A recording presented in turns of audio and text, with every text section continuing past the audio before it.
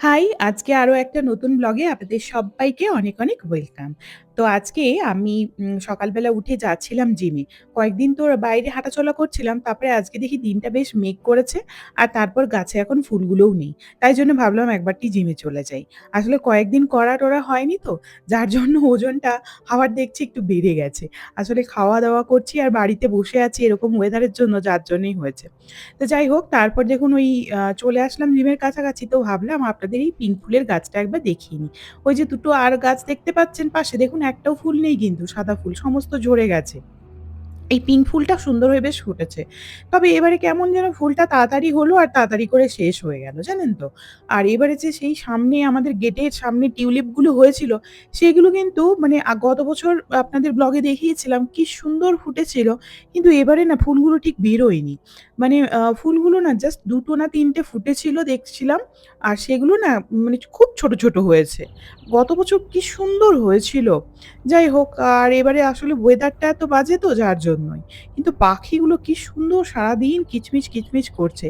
আর মানে প্রচুর পাখি এসেছে। আর এই গাছটাও দেখুন কি অদ্ভুত সুন্দর। এটা কিন্তু রিসেপশন এর পেছনে।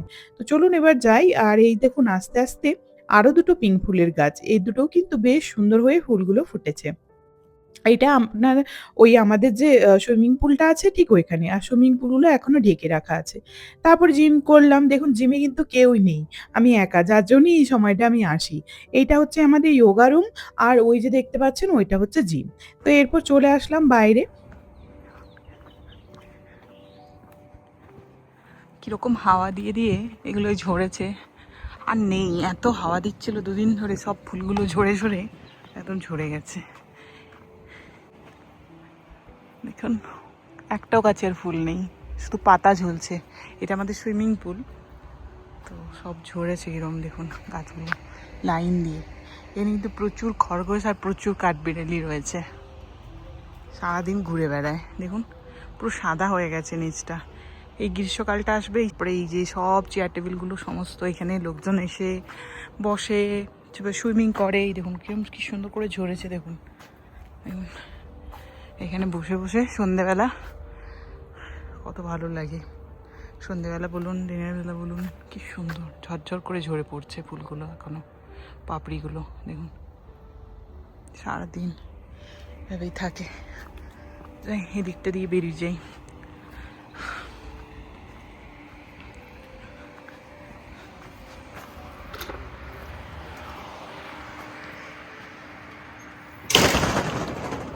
এই যে ফুল টাইমিং,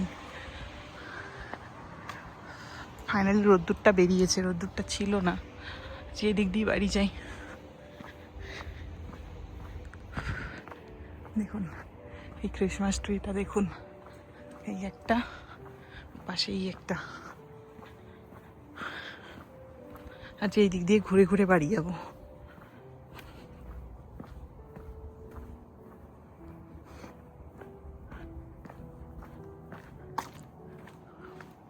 এই গাড়িগুলোর আমি নাম দিয়েছি হাফ গাড়ি।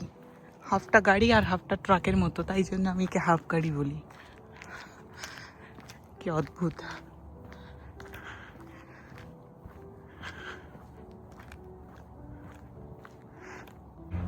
এখন বাড়ির দিকে যাচ্ছি। দেখুন ওই এক টুকরো পাহাড় দেখা যাচ্ছে, আর দেখুন পাহাড়ের ওপরে সমস্ত বরফ। এই পাহাড়টা দেখলেই যেন রোজই মনে হয় পাহাড়টার দিকে একবার ছুটে যাই, যেন মনে হয় পাহাড়টা ডাকে। এই শনি রবিবারই বসেছিলাম, মনে হচ্ছিল কতদিন বেড়াতে যাইনি। পাহাড় যেন মনে হচ্ছে ডাকছে, দুজনেরই তাই মনে হয়। দেখা যাক আবার কোনো একদিন প্ল্যান করে টুক করে চলে যাব। দেখুন গাছগুলো কেমন সবুজে ভরে গেছে। এগুলো সারা বছর মানে এমনভাবে দাঁড়িয়ে থাকে যেন মরে যায় ভাবি। মানে এইটুকুন টুকুন গাছ কি জানি কোথা থেকে জল সোর্স করে আমি জানি না। কি সুন্দর হয়ে দেখুন আবার সবুজ হয়ে গেছে, আরও সবুজ হয়ে যাবে একদম। আবার এইবার খরগোশগুলো বেরোনো শুরু করে দিয়েছে, অলরেডি বেরিয়েছিল ওরা। আর দেখুন ওই গাছটায় ফুল ছিল, এত দুদিন ঝড়ের মতো হাওয়া দিয়েছে, পুরো ফুলগুলো কিন্তু একদম ঝরে গেছে, আর একটাও ফুল নেই। দেখুন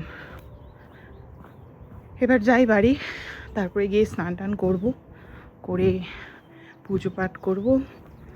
তারপর দেখা যাক, দুপুরে রান্না করব না, রান্না কিছু নেই। ওকে সকালে টিফিন দিয়ে দিয়েছি, ওই সকালে আমি ওকে যা টিফিন দিয়েছি ওই আমি খাবো। আর আজকে ভেবেছি একটুখানি মিষ্টি বানাবো, কয়েকদিন ধরে খুব মিষ্টি ক্রেভিং হচ্ছে, খুব খেতে ইচ্ছা করছে ওই আপনার লাড্ডু।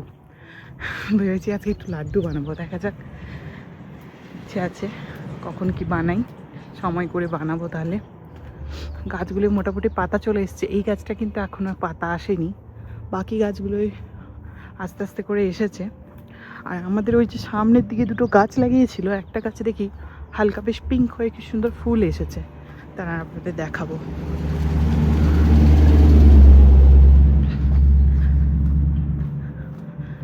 নিয়ে যাব আপনাদের দেখাবো। এই যে দেখুন ওই গাছগুলো হালকা হালকা হালকা হালকা করে ফুল হয়েছে, মানে পাতা হয়েছে, সরি পাতা হয়েছে। এই যে সবার এখানে গাড়ি পার্কিং থাকে যে যার বিল্ডিং ওয়াইজ। আমাদের তো গাড়ি শেখা শুরু করে দিয়েছে, ও 2-3টে ক্লাস নিলেই হয়ে যাবে। আমাকে বলল খুবই ইজি জানো, তুমিও পারবে। আমি তখন বললাম আমি এখন আর শিখছি না, কারণ আমার তো ওই একটু প্রবলেম রয়েছে, তো ওইটা আগে ডাক্তার দেখায়, যেহেতু হার্টের ওই প্রবলেমটা রয়েছে, তো ওটা নিয়ে আগে ঠিক করি, তারপরে না হয় শিখবো, নাহলে শিখে কী হবে, শুধু বসে থাকতে হবে। এই যে দেখুন কি সুন্দর ছোট ছোট পিঙ্ক কুড়ি এসেছে, এই যে দেখতে পাচ্ছেন কি অপূর্ব কুড়ি এসেছে দেখুন। ওই একটা ফুটেছে গোলাপের মতো, দেখুন কি সুন্দর। দেখতে পাচ্ছেন, দেখুন দাম জুম নিচ্ছে না।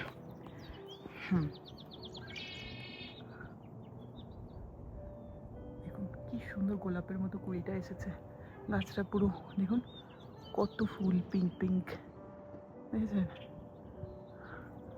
চলুন এবার যাই বাড়ির দিকে।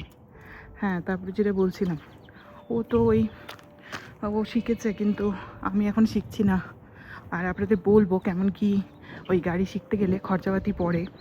মানে দেখুন স্টেট ওয়াইজ আলাদা আলাদা হয়।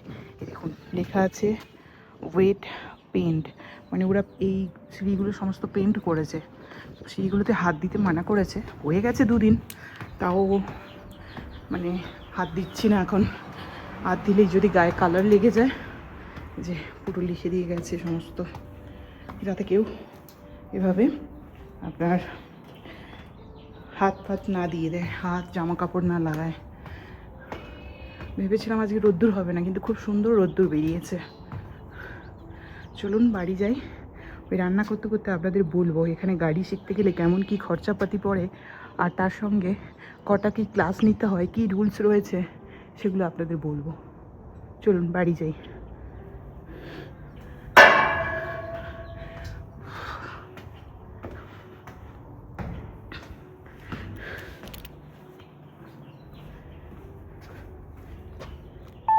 এটা কিন্তু আমাদের পিন দেওয়া থাকে, এই রে রং পিন দিয়েছে। ওকে,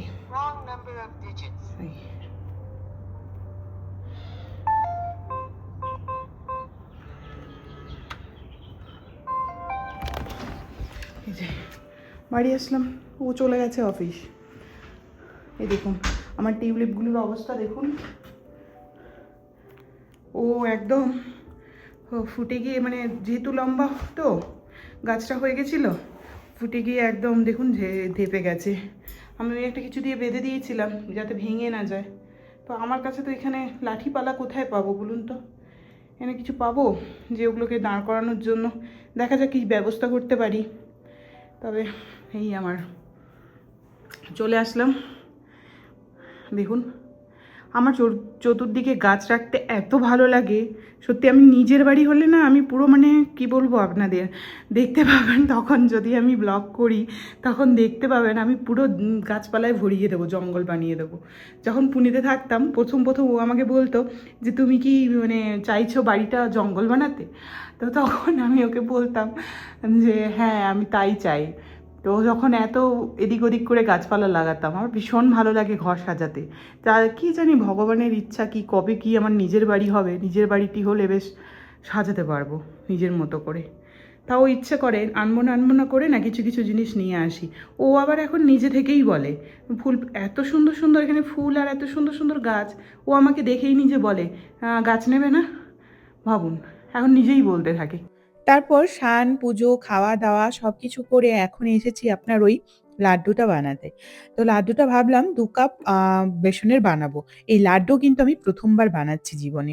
বিশ্বাস করুন আমি এত রান্না বিয়ের আগে কখনো করিনি। মানে বিয়ের পরেই আমি এত রান্না করছি। আর স্পেশালি কি বলুন তো? আমার বিয়ের পরপরই তো লকডাউন হয়ে গিয়েছিল। তো সেই সময় এত রান্না বানিয়েছি, তখন থেকেই শুধু রান্নাই করছি। যাই হোক, তো তারপর ওই বেসনটা নিয়ে নিচ্ছি। এই বেসনটাকে এখন এই স্ট্রেনারের মাধ্যমে একটু ভালো করে স্ট্রেন করে নিয়ে তারপর ওর মধ্যে অল্প, অল্প করে জল দিয়ে বেসনটা আমি গুলিয়ে নেব। এর মধ্যে কিন্তু আর কিছু দেওয়ার নেই। হ্যাঁ, তো আপনাদের যেটা আমি বলছিলাম, ও এখন গাড়ি শিখতে যাচ্ছে। আসলে এই সামারের সময়ই গাড়ি শিখতে হয়। তো এখন যাচ্ছে এখন একটা জায়গায় মানে এখান থেকে প্রায় একটুখানি দূরে বলতে গেলে। এখানে যে কাছাকাছি যে আপনার ওই ড্রাইভিং স্কুলগুলো রয়েছে, তার কিন্তু বিশাল দাম। মানে আপনার একটা ক্লাস নিতে গেলে প্রায় $200-250 করে বলছে। আমি তাও মনে হয় কম বললাম। মানে বিভিন্ন জায়গায় বিভিন্ন রকম। যে সব জায়গায় একই রকম দাম বলবে তা কিন্তু নয়। তো এখানে আপনার আ যেটা মানে আমাদের কাছাকাছি যেটা ছিল তো ও ফোন করেছিল ৪ টে ক্লাস নিতে হবে, কোথাও বলেছে $1000 লাগবে। মানে বুঝতে পারছেন? ড্রাইভিং ক্লাস করতে মানে ড্রাইভিং শিখতে ৮০,০০০ ১,০০,০০০ এরকম করে করছে। তো এখান থেকে একটু দূরে একটা জায়গায় যায় যেখানে তার আগে বলে নিই বেসনটা কিন্তু এরকম করে গোলাতে হবে। মানে খুবই পাতলা হবে। কারণ বেসনটাতে আপনার খুব বেশি আপনার মোটা করলে চলবে না। একদম ওই স্ট্রেনারটা ওপর থেকে মানে ধরলে টপ, টপ করে পড়বে জলের মতো সেরকমই পাতলা করে নিতে হবে। তো আপনারা দেখেই নিশ্চয়ই বুঝতেই পারছেন। তো এইভাবে আমি এখন একটা ওই পাইপিং ব্যাগের মধ্যে ভরে নিয়ে তারপরে ওই তেলের মধ্যে বানাচ্ছি। হ্যাঁ, তো তারপরে যেটা বলছিলাম আপনাদের, তো ও যায় এখন আপনার ওই একটু দূরের ক্লাস। তো ওখানে আপনার পার ক্লাস বলল $130 করে বলল। তো যার জন্য ও এখন ওইখানেই যাচ্ছে শিখতে। তো উম ও মানে বলল তো ১ম দুটো ক্লাস করে এসে বলছে খুবই ইজি এখানে গাড়ি চালানো। আসলে ও ইন্ডিয়াতে শিখেছে। মানে ও আমি দুজনেই শিখেছি। সেই কোভিডের সময় আপনার বাড়ি বসে, বসে কি করব তখন ড্রাইভিং শিখেছি। তো সেটাই ভাবছি মানে ওখানে আমরা যখন শিখি তখন মনে হয় ৫,০০০ নিয়েছিল টোটাল। মানে আমি কলকাতাতেই শিখেছি। তো সেটা এখন আপনার এখানে এসে মানে পার ক্লাস আপনার $130 করে দিতে হচ্ছে। এবার আপনি যতগুলো ক্লাস নিতে পারেন মানে সেটা আপনার উপর ডিপেন্ড করছে। বাট মানে যেটুকুনি ও কথা বলল তো মিনিমাম ৪ টে ক্লাসের দরকার হয়। এটাই বলে সবাই। তো দেখা যাক ওর কটা লাগে। তো সেই হিসাবে ও মানে মোটামুটি এখানে শিখছে। আর এখানে কিন্তু মানে আপনি আ আপনাকে পারমিট দিয়ে দিয়েছে। ও ফার্স্ট আপনাকে এখানে পরীক্ষা দিতে হয়েছে। সেই এক্সামে পাস করলে তারপরে গিয়ে আপনি হাতে লার্নার লাইসেন্সটা পাবেন। এবার সেই লার্নার লাইসেন্স নিয়ে আপনাকে ড্রাইভিং স্কুলে যেতে হবে। ড্রাইভিং স্কুলে আপনাকে শেখাবে ওখানে। তারপরে আবার ওই ড্রাইভিং স্কুলের থ্রু আপনার পরীক্ষা হবে। এখানে আর আলাদা করে গিয়ে কিন্তু পরীক্ষা দিতে পারবে না। ওই ড্রাইভিং স্কুলই আপনার পরীক্ষা দেবে। তার জন্য আবার বলল $95 দিয়ে পরীক্ষা দিতে হবে। মানে ড্রাইভিং পরীক্ষা। তারপরে লাইসেন্স হাতে পারবে। তারপরে ও গাড়ি কিনতে পারবে। তার আগে কিনতে পারবে না। যে তার আগে যে মানে ধরুন ও শিখে মানে বাড়িতে একটু প্র্যাকটিস করার জন্য যে একটা গাড়ি কিনে প্র্যাকটিস করবে সেইটাও কিন্তু উপায় নেই। মানে যতক্ষণ না ড্রাইভিং লাইসেন্স পাবে ততক্ষণ এখানে গাড়ি কিনতে পারবে না। তো এই হচ্ছে এখানকার ব্যাপার। তো যাই হোক এখন দেখুন আমার কি সুন্দর করে ভাজা হয়ে গেল সমস্তটা। ১ম এ পাইপিং ব্যাগটা একটুখানি মানে বড় হয়ে গেছিল কাটাটা। তো তারপরে আমি আবার একটা চেঞ্জ করে আরো একটু ছোট্ট করে কাটলাম। তারপরে ওই যে হয়ে গেল এখন ওই কড়াইটাই জাস্ট ওই তেলটা ছেঁকে নিয়েছি, নিয়ে বসিয়ে দিয়েছি আর এটা রাতের জন্য রান্না করছিলাম। রাতের জন্য ওই আমি সমস্ত রকমের যে ড্রাই আপনার বিনস গুলো আছে না সেগুলো ভেজাই। মানে এই সোমবার আজকে যে সোমবার আমি সোমবার এরমই করে করি। তো যার জন্যই আমি ওইটা ভিজিয়ে রেখেছিলাম। ওটাই জাস্ট কুকারে সেদ্ধ বসালাম। ওই ৫ টা সিটি দিয়ে সেদ্ধ বসাবো। কি করছি আপনারা দেখুন ওটাও বলছি কি বানাচ্ছি। আর দেখুন আমার বাড়িতে একদম সাদা চিনিটা শেষ হয়ে গেছিল। যার জন্য আবার ব্রাউন সুগার দিয়ে বানাতে হচ্ছে। আর আমি সাদা চিনি বাড়িতে খুব একটা ইউজ করি না। আমি ব্রাউন সুগারই ইউজ করি। কিন্তু ব্যাপারটা হচ্ছে ওই আপনার কিছু মিষ্টি-ফিষ্টি যেমন বানাতে গেলে না তখন ওই সাদা চিনিটার দরকার হয়। যার জন্য এনে রাখি। কিন্তু ব্যাপারটা হচ্ছে এখন তো শেষ হয়ে গেছে সেটা আমার খেয়ালও ছিল না। আর দেখুন এখন ব্রাউন সুগার দিয়ে লাড্ডু বানাবো মানে ওই লাড্ডুটা দেখতে কিন্তু একটু গাঢ় রং হবে। মানে কালো, কালো ব্রাউন, ব্রাউন কালার হবে। এই যে দেখতে পাচ্ছেন এখন জল দিয়ে দিলাম। আমি ওই ৩ কাপ মতো চিনি নিয়েছি আর ৩ কাপ মতো জল দিলাম। এবার ব্যাপারটা হচ্ছে আর ভাবছি যে এটা তো কালো হবে তো একটুখানি কালার দিই। আর আপনার সাদা চিনিতেও করলে তখনও কালারটা দিতাম। তো ভাবলাম একটুখানি তাহলে এর সঙ্গে কালার এড করি। আর যদি মানে কালো ব্রাউন না হয়ে যদি একটু অন্য কালার হয় এই যে আ গিয়ে ফুড কালার মানে আপনার ডিমের যে কুসুমের কালারটা হয় সেই কালারটাই আমি এনেছিলাম। আর ওই যে আমার পাশে কুকারটা সিটি দিচ্ছে ওটা কিন্তু খুব ভালো করে ওইগুলো আমি গলিয়ে নেব। ওটা আমি ভিজিয়ে রেখেছিলাম সকাল থেকেই বিনস গুলো ওগুলো কিন্তু আমি মানে আলাদা, আলাদা করে কিনে এনেই বাড়িতে মিক্স করে রাখি। তো ওটা মাঝে মধ্যে আমি বানাই। আপনাদের বলেওছি যে আমি কিন্তু স্যাটারডে, সানডে আপনার একটু ভালো কিছু রান্না করলেও বাকি দিনগুলোতে কিন্তু মোটামুটি ওই খুবই সিম্পল ছিমছাম রান্না করি। মানে যেগুলো খুব তাড়াতাড়ি আর ইজিলি হয়ে যায় সেগুলোই। চিনির শিরাটা এদিকে ফুটতে থাকুক, ততক্ষণে আমি আপনার ওই কিছু সিডস আমি রাফলি চপ করেছি। এখানে আছে পাম্পকিন সিডস আর আপনার পেস্তা। আর এর মধ্যে এই লাড্ডুর মধ্যে যে মেলন সিডটা দেয়, তো সেটা আমার কাছে এই মুহূর্তে নেই। তো যার জন্যই আমি এগুলো দিচ্ছি। এটা কিন্তু পছন্দ মতো দেওয়া যায় যে যার। তো এগুলোই আমি এখন রাফলি ওই আরকি চপ করে নিয়েছি। আর দেখুন চিনিটা খুব ভালোভাবে ফুটে গেছে। কালারটা দেখেছেন একদম কেমন লাল, লাল হয়েছে। তো এর মধ্যে এখন এই যে আগে থেকে ওই বানানো যে ছোট, ছোট আপনার ওই বুন্দিরগুলো ওগুলো কিন্তু দিয়ে দিয়েছি। এবার এই বুন্দিগুলোকে খুব ভালো করে এই শিরাটার সঙ্গে আমি এখন কুক করব। আর আমার কিন্তু এই রান্না করতে, করতে মনে হচ্ছিল মনে হয় এই লাড্ডুটাতে মিষ্টি একটু কমই হবে। কারণ আপনার বুন্দির ভাগটা বেশি হয়েছে আর আমার শিরাটা কম হয়েছে। তো এটা আমার কিন্তু খুব একটা মানে ডাউট লেগেছিল। কিন্তু সেটা পরে গিয়ে সত্যি হয়েছিল। মানে আমার লাড্ডু বানাতে, বানাতে ও অফিস থেকে চলে এসেছিল। আর ততক্ষণে আমি ওকে জাস্ট একটু টেস্ট করালাম। তখন বলল যে, "না, লাড্ডুটা জানো তো একদম মাইল্ড মিষ্টি হয়েছে।" মানে একেবারে সেই মানে লাইট। কিন্তু একটু বেশি হলে ভালো হয়। মানে আমরা কিন্তু তীব্র মিষ্টি খাই না কোনো মিষ্টিতে, মানে পছন্দ করি না সেরকম মিষ্টি। তাও মানে যেহেতু বাড়িতে বানাচ্ছি তো একেবারে মাইল্ড আবার ভালো লাগে না। সেই মানে একটুখানি মিষ্টি না হলে ভালো লাগে? তো যার জন্য আমাকে আবার বানাতে হয়েছিল। এই যে দেখুন এখন ওই সিডস গুলো তো ঢেলে দিয়েছিলাম। ঢেলে তারপরে আপনার এর মধ্যে দিয়েছিলাম ওই কিছুটা এলাচ গুঁড়ো, সেটা আর আপনাদের দেখানো হয়নি। তারপরে শেষে এই একটুখানি ঘি দিয়ে আমি ভালো করে এটাকে জাস্ট ওই নেড়ে নিয়ে তারপরে একটা পাত্রে করে নামিয়ে এটাকে ঠান্ডা করে বেশ কয়েকটা লাড্ডু বানিয়ে ফেলেছিলাম। তারপরে হঠাৎ মনে কি হলো ডাউটটা ক্লিয়ার করার জন্য ভাবলাম, "তুমি একটু টেস্ট করে দেখো তো।" ও খেয়েই তারপরে বলল যে, "না, মিষ্টি কিন্তু হয়নি, একদম লাইট হয়েছে।" তাই এই যে হয়ে গিয়েছিল দেখুন। আর লাড্ডু বেশ ভালোই বানানো হচ্ছিল।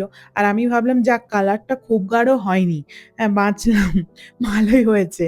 তো তারপরে এই যে কয়েকটা লাড্ডু তো বানিয়ে ফেললাম কিন্তু ওই যে আবার সমস্ত ওই লাড্ডুগুলোকে ভেঙে নিয়ে তারপরে আবার ওই কড়াইতের মধ্যে কিছুটা চিনি দিয়েছি। চিনি দিয়ে আর কিছুটা জল মিশিয়ে আবার শিরাটাকে ভালো করে ফুটিয়ে তারপর মধ্যে আবার পুরো আ মানে এইটা আবার ঢাললাম। ঢেলে তারপরে আবার কিছুক্ষণ বেশ ওটাকে ফোটালাম। ফুটিয়ে তারপরে মানে একটুখানি জাস্ট হাতে নিয়ে দেখলাম যে লাড্ডুর শেপটা আসছে কিনা, লাড্ডু হচ্ছে কিনা, বানানো যাচ্ছে কিনা। তারপরে দেখে নিয়ে তারপরে ওটাকে আবার নামিয়ে একটু ঠান্ডা করতে রাখলাম। আর ওকে বললাম, "তুমি ততক্ষণ একটা কাজ করো, ওই খাবার যেহেতু দেরিও হচ্ছে, আমরা তো তাড়াতাড়ি এখন ডিনার করি। তো তার জন্য বলছি মানে ঠিক এই উইকডেজ গুলোতেই ডিনারটা একটু তাড়াতাড়ি করি। কারণ তাড়াতাড়ি শুয়ে পড়তে হয়। ওরও মানে ভোরে ওঠা থাকে, অফিস থাকে। তো যার জন্যই ওই আরকি। ওই যে কাটছে দেখুন পেঁয়াজ, রসুন আর একটু কাঁচা লঙ্কা ওই কাটতে দিয়েছি। যেটা ওই আপনার সেদ্ধ করতে দিয়েছি না ওটাই বানাবো। ওটা আসলে কি বলুন তো আমি স্যুপ আকারে বানাই। মানে আমি ওটাতে আর আ মানে অন্য কিছুই মানে দিই না। মানে রুটি, ভাত ওটা দিয়ে খাওয়া যায়, বাট খাই না। ওটা জাস্ট ওই মানে কি বলবো ওই বিনস গুলো শুধু স্যুপ আকারে বানাই। আর ওটা কিন্তু খেতে খুব ভালো লাগে। আর ওটাই পেট ভরে খাই আমরা দুজনেই। তো তারপর যাই হোক আমি এদিকে লাড্ডুগুলো বানিয়ে নিচ্ছিলাম ততক্ষণে। তো লাড্ডুগুলো কিন্তু দেখতে এরকম ব্রাউন কালার হলেও স্বাদে কিন্তু কোনো কম ছিল না। বিশ্বাস করুন অসাধারণ হয়েছিল। ঐদিন তো আমি আর টেস্ট করিনি। মানে আমি টেস্ট করিনি ওকে দিয়েছিলাম যাতে ওই মিষ্টিটার জন্য ক্লিয়ার হওয়ার জন্য। কিন্তু আমি ওই কালকে একেবারে ঠাকুরকে দিয়ে পুজো করে তারপরে খাবো। তো যাই হোক এখন দেখুন এই যে লাড্ডু হয়ে গেছে। বেশ অনেক কটা লাড্ডু হয়েছে। তো লাড্ডুগুলো এখন থাক মানে হালকা গরম রয়েছে ওরা ঠান্ডা হোক তারপর ওদের ওই টিফিন বক্সে করে ফ্রিজে ভরে রাখবো না হয়। তো তারপরে দেখুন বেশ অনেক কটা হয়েছে কিন্তু কালারটা একটুখানি অল্প একটুখানি গাঢ় হয়েছিল। তো তাতে আর কি করা যাবে বলুন? ব্রাউন সুগারে বানালে। এবারে ভেবেছি একটু সাদা চিনি নিয়ে এসে তারপরে বানিয়ে না হয় একদিন দেখাবো আপনাদের। তারপর ওই যে ওই কড়াইতেই মধ্যে নিয়েছি একটু বাটার আর ওই যে দেখুন সেদ্ধ হয়ে গেছে সবগুলো খুব ভালো মতো। তারপর ওই যে ওকে কুচোতে দিয়েছিলাম পেঁয়াজ, রসুন আর আপনার ওই লঙ্কা। তো ওগুলো ওই কুচিয়ে দিয়ে গেছে। তো এইগুলোই এখন এর মধ্যে নাড়াচাড়া করে এটাকে খুব ভালো করে ভাজা করব। এতে কিন্তু বিশেষ সত্যি কিচ্ছু লাগে না। বিশ্বাস করুন খুব সিম্পল ভাবে বানানো যায় আর খুব ইজি ভাবে বানানো যায়। মানে এগুলো সব তাড়াতাড়ি রান্না। বলতে পারেন সোজা কথায় ফাঁকিবাজির রান্না। কিন্তু খেতেও ভালো হয় আর হেলথ ও খুব ভালো থাকে। তারপর বেশ কয়েকটা পাকা টমেটো ওটাকে জাস্ট মিক্সিতে বেটে নিয়েছি। কিচ্ছু দিইনি ওর মধ্যে জল দিয়েছি। টমেটো কটা কেটে ভালো করে একটা মিহি মানে পিউরি বানিয়ে নিয়েছি। এবার ওটাই ওই আ ভাজা হয়ে যাওয়া ওইগুলোর মধ্যে ঢেলে দিলাম। দিয়ে এর মধ্যে আর বিশেষ কিছু দেব না। ওই একটুখানি টমেটো কেচাপ দেব। এই কেচাপটা ওই রান্নার সময় দিলে একটু বেশি ভালো হতো। মানে ওই তেলে ভাজলে একটু এর যে কেচাপের একটা গন্ধ থাকে সেই গন্ধটা থাকতো না। বাট আমার দিতে মনে ছিল না। তাই জন্য আমি একটু মানে পরে দিয়েছিলাম মানে এই টমেটো পিউরিটা দেওয়ার পরে দিয়েছিলাম। কিন্তু ওটাকে ভালো করে ফুটিয়ে নিয়েছিলাম তাতে আর গন্ধ ছিল না। আর একটু বেশ করে মানে গোলমরিচ গুঁড়ো দিচ্ছি। আর এখানে কি বলুন তো এখানে তো একটু ঠান্ডার জায়গা যার জন্য আমরা গোলমরিচ আর আপনার দারচিনি গুঁড়োটা একটু বেশি খাই। তাতে কি হয় বলুন তো একটু ইমিউনিটি স্ট্রং হয় আর আ শরীরও ভালো থাকে। এই যে এখানকার বিভিন্ন রকমের মানে ঠান্ডায় ওই হাঁচি, কাশি, সর্দি সবসময় তো থাকে যার জন্য আমরা এটা একটু বেশি করে খাই। তাতে কি হয় অনেকটা শরীর ঠিক থাকে। এগুলো খুবই উপকার সেটা আপনারাও জানেন। তো যার হোক এখন তো আমার এটা বানানো হয়ে গেছে আর স্বাদমতো লবণ দিয়ে ভালো করে ফুটিয়ে নিয়েছি। আর জলটা আমার আ প্রয়োজন মতো। যেহেতু স্যুপ একটু গাঢ় হবে আর সমস্ত রকমের বিনস আছে তো, তো এটা খুব কিন্তু হেভি হয়। তো যার জন্য আলাদা করে এর সঙ্গে রুটি ভাত আর লাগে না। আর যদি এটা পরের দিন বেঁচে যায় তখন ওই টিফিনে ওকে ভাত বা রুটির সাথে দিয়ে দিই। ও কিন্তু নরমালি খেয়ে নেয়। ১ম খেতে চাইতো না। তো এখন মোটামুটি বলে আমার ভালোই লাগে। ওই আরকি সবই কি বলুন তো মানুষের অভ্যাসের উপর ডিপেন্ড করছে। আমরা তো অভ্যাসের দাস। ছোটবেলা থেকে যেটা খেয়ে এসেছি তাই মনে হয় সেটা না পেলে হয় না। তারপরে এটাই কয়েকদিন খেতে একটা সেই অভ্যাস হয়ে যায়। এসে যদি চপ মুড়ি খাও, চপ মুড়ি খেলে কি আর হবে? চলুন বাইরেটা দেখাই। এই যে দেখুন সন্ধে হয়ে গেছে। আজকে একটু দেরি হয়ে গেল খাওয়া-দাওয়া করতে। তো কোনো ব্যাপার নয়। ঠিক আছে। আর কি করা যাবে? এই তো সন্ধে হলো। ওই ৭টা ৭টা ১৫ এরকম হয়েছে। ওই যে অফিস থেকে ফিরে এসে চপ মুড়ি খেয়েছে। সেই গতকালে আপনাদের ভিডিওতে দেখালাম না চপ বানিয়েছিলাম, সেই চপ রাখা কি ছিল। এসে চপ মুড়ি খেয়েছে। এখন বলে খিদে নেই তাই অল্প একটু টিউলিপ গুলো দিয়েছি। ওগুলো দাঁড়াতে পারছে না। ওকে কিছু লাঠি দিয়ে দাঁড় করাতে হতো। লাঠি কোথায় পাবো আমি এখান থেকে? কিছু দিয়ে দাঁড় করাতে হবে। নাও নাও নাও, তাড়াতাড়ি আসো তুমি।